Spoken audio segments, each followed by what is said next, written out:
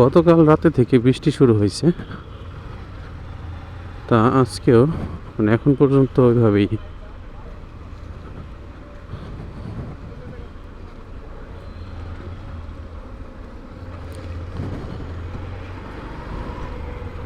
আসছিলাম হলো এই জাহাঙ্গীর গেট ট্রাস্ট ব্যাংকের এইখানে।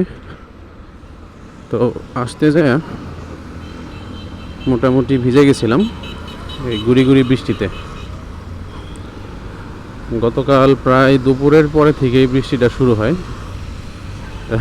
থামে গিয়ে রাতে। আবার আজকে শুরু হয় 11টা থেকে। আসলে রেনকোটটা খুঁজে পাইতেছি না, যেই কারণে রেনকোট ছাড়াই আজকে বের হইতে হয়েছিল। আরেকটা নতুন করে রেনকোট নিতে হবে। একটা রেনকোট 3 বছরের অলরেডি ইউজ করা হয়েছে, এই বছর ইউজ করতে পারলে 4 বছর হইতো, কিন্তু খুঁজে না পাওয়াতে আসলে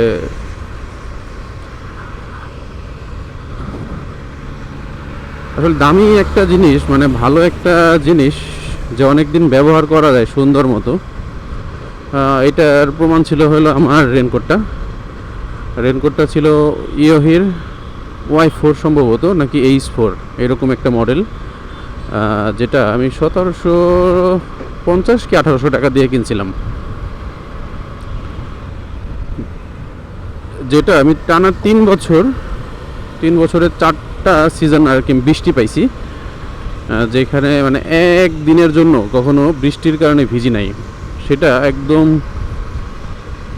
কড়া লেভেলের বৃষ্টি হোক বা নর্মাল যেটাই হোক, আমি অনেক হেভি বৃষ্টির মধ্যেও ওইটা ব্যবহার করে দেখছি, কোনো রকম ভেজা টেজার মানে বালাই ছিল না।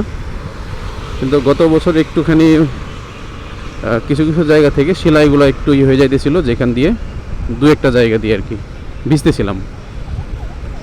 তো এই জন্য সবসময় কিছু কিছু জিনিস ভালো মানেরগুলো ইউজ করতে হয়।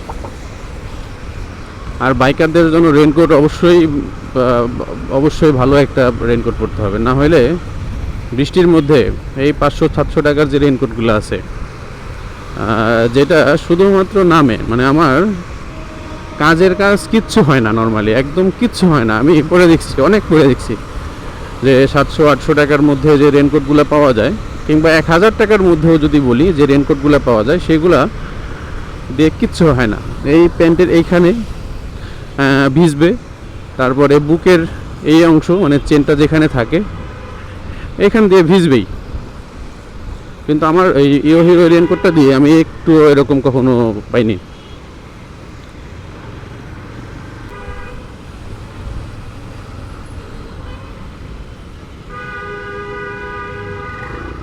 ভাইয়া এদিকে যাইও না ভাইয়া, পুলিশ আছে ভাইয়া।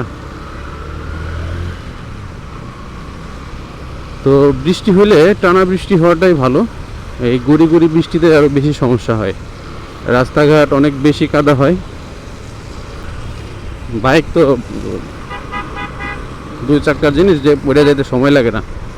আর টানা বৃষ্টি হয়ে গেলে কিছুক্ষণ রাস্তাগুলো ধুয়ে যায়, এর পরবর্তীতে বাইক চালানো ওটা খুব স্বস্তিদায়ক হয়।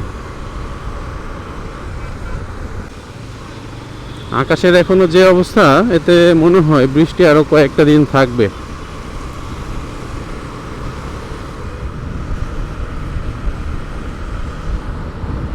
এই যে পায়ের অবস্থা দেখছেন,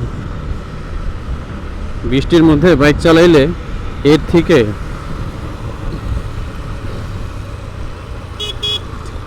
মানে বাজে ব্যাপার আর কিছু থাকে না। একদম 2 পায়ের অবস্থাই একই।